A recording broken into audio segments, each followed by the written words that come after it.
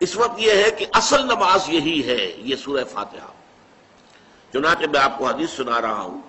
جو صحیح بخاری میں بھی ہے، صحیح مسلم میں بھی ہے، جامع ترمذی میں بھی ہے، سنن ابی داود میں بھی ہے، سنن نسائی میں بھی ہے، اور بہت سی کتابوں میں موجود ہے۔ اور یہ عن عبادۃ بن صامت رضی اللہ تعالی عنہ، حضرت عبادہ بن صامت سے ہے مرفوعا کہ حضور نے فرمایا لا صلاۃ لمن لم یقرأ بفاتحۃ الکتاب، اس شخص کی کوئی نماز نہیں ہے جس نے کہ سورہ فاتحہ کی تلاوت نہیں کی۔ اب اس سے ہمارے ہاں ایک بڑا اختلاف پیدا ہوا، وہ نوٹ کر لیجئے۔ ایک رائے یہ ہے آپ اگر علیحدہ نماز پڑھ رہے ہیں تو ظاہر بات ہے کہ آپ کو ہر رکعت میں خود پڑھنی ہی پڑھنی ہے سورہ فاتحہ۔ جب باجماعت پڑھ رہے ہیں اب کیا شکل ہو؟ امام پڑھ رہا ہے سورہ فاتحہ تو کیا مقتدی کو بھی پڑھنی چاہیے؟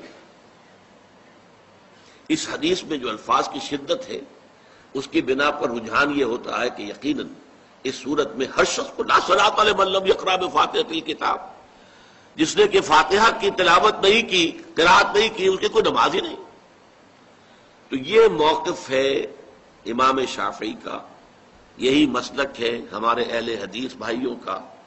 کہ آپ چاہے اکیلے نماز پڑھ رہے ہو، چاہے امام کے پیچھے پڑھ رہے ہو، اور چاہے امام جو ہے وہ جہری رکعت پڑھا رہا ہے اور چاہے سری رکعت پڑھا رہا ہے۔ خاموشی والی رکعت سورہ آپ کو معلوم ہے کہ نماز جو ظہر اور عصر کی ہے تو چاروں رکعتیں جو ہے وہ سری ہے، مغرب کے اندر آ کر دو جہری ہیں ایک سری ہے، عشاء میں آ کر دو جہری ہیں دو سری ہیں، سورہ اور نماز فجر کے اندر دونوں جو ہیں وہ جہری ہیں۔ تو چاہے جہری ہو چاہے سری ہو، آپ کو بھی لازماً جو مقتدی ہے اسے بھی سورہ فاتحہ پڑھنی ہوگی۔ اب اس کے لیے انہوں نے یہ طریقہ جو ہے تلقین کیا ہے کہ امام تیزی سے نہ پڑھے، رک رک کر پڑھے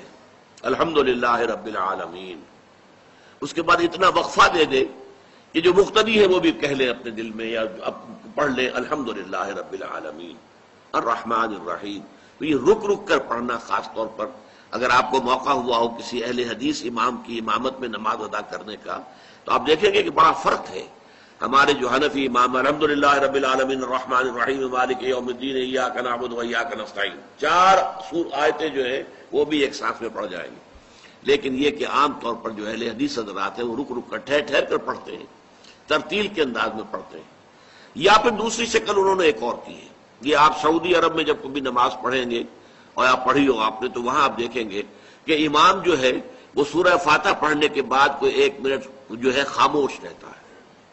تاکہ آپ اب جو مقتدی ہیں وہ اس وقفے میں وہ اب سورہ فاتحہ پڑھ لیں، پھر وہ قرات کرے گا، کوئی اور آیات اس نے شامل کرنی ہے تو بعد میں شروع کرے گا، درمیان میں وقفہ ہوگا۔ لیکن ایک مسلک یہ ہے، اور یہ مسلک جو ہے یہ در حقیقت قرآن مجید کی ایک آیت کے اوپر مبنی ہے۔ سورہ اعراف کے آخر میں فرمایا گیا وَإِذَا قُرِئَ الْقُرْآنُ فَاسْتَمِعُوا لَهُ وَأَنصِتُوا، جب قرآن پڑھا جا رہا ہو تو توجہ سے اسے سنو، خود خاموش رہو۔ اب یہ قرآن مجید کی آیت ہے، اس کے بنا پر ایک رائے یہ ہے کہ آپ امام کے پیچھے سورہ فاتحہ نہیں پڑھیں گے، پڑھا جا رہا ہے سنو اس کو، خود خاموش رہو۔ اور اس کے لیے وہ دلیل دیتے ہیں کہ یہ شکل ایک وفد کی سی ہے، جیسے کسی بڑی شخصیت کے پاس اگر آپ کا کوئی وفد جاتا ہے، 8-10 افراد ہیں، ان میں اسپوکس مین ایک ہوتا ہے، وہ بات کرتا ہے، باقی سب لوگ موجود رہتے ہیں، سنتے ہیں۔ اسی طریقے سے امام جو ہے وہ گویا کہ آپ کا نمائندہ ہے اور وہ پڑھ رہا ہے الحمدللہ رب العالمین الرحمن الرحیم مالک یوم الدین، تو امام کی قرات ہی آپ کی بھی قرات ہو گئی۔ گویا کہ اس آیت سے، اس حدیث سے اختلاف نہیں ہے، اس کی تعبیر سے اختلاف ہے کہ امام کا قرات کر لینا در حقیقت مقتدیوں کی طرف سے بھی قرات ہے۔ اس میں جو حنفی مسلک ہے وہ بہت سخت ہے، اور وہ یہ ہے کہ چاہے سری نماز ہو اور چاہے جہری ہو، ہر کسی بھی حالت میں مقتدی جو ہے وہ سورہ فاتحہ نہیں پڑھے گا۔ اب اس میں ذرا سا سوال پیدا ہوتا ہے کہ جہری رکعت میں تو اس آیت کا اطلاق ہو جائے گا کہ وَإِذَا قُرِئَ الْقُرْآنُ فَاسْتَمِعُوا لَهُ وَأَنصِتُوا، سری میں تو اس آیت کا اطلاق نہیں ہوتا۔ بہرحال یہ مسلک ہے امام شافعی کا، ایک انتہا پر ہے، ہر صورت میں سری ہو یا جہری ہو آپ کو پڑھنی ہی پڑھنی ہے۔ اور امام ابو حنیفہ دوسری انتہا پر ہیں کہ چاہے سری ہو چاہے جہری ہو کسی شکل میں نہیں پڑھنا۔ امام مالک کا مسلک ہے درمیان میں، اور میں اس میں کوئی جھجک محسوس نہیں کرتا کہ میں آپ کے سامنے عرض کر دوں کہ میں اس پر عمل پیرا ہوں۔ وہ کیا ہے؟ جہری نماز میں خاموش رہو اور سنو، اس آیت کا اطلاق ہو جائے گا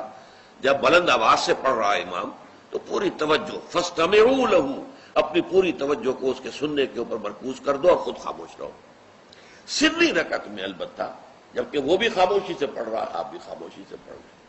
بہرحال ان چیزوں میں نے یہ سب کو بیان کیا ہے تو اس سے جو میرا مقصود ہے وہ یہ ہے کہ معلوم ہو جائے کہ اس میں کوئی بڑی بنیادی بات نہیں ہے، نہ یہ کہ جو حنفی ہیں وہ اس حدیث کا انکار کرتے ہوں کہ لا صلاۃ لمن لم یقرأ بفاتحۃ الکتاب، کیسے وہ انکار کریں گے؟ اور نہ ہی کوئی جو حنبلی ہے یا اہل حدیث ہے وہ قرآن کی اس آیت کا اختلاف جو ہے وہ اختلاف کر سکتا ہے کہ اذا قرئ القرآن فاستمعوا لہ وانصتوا، لیکن یہ کہ اس کے پھر اس سے جو احکام کا استنباط ہے اس میں اختلاف ہو جاتا ہے، تو اس کو نہیں سمجھنا چاہیے کہ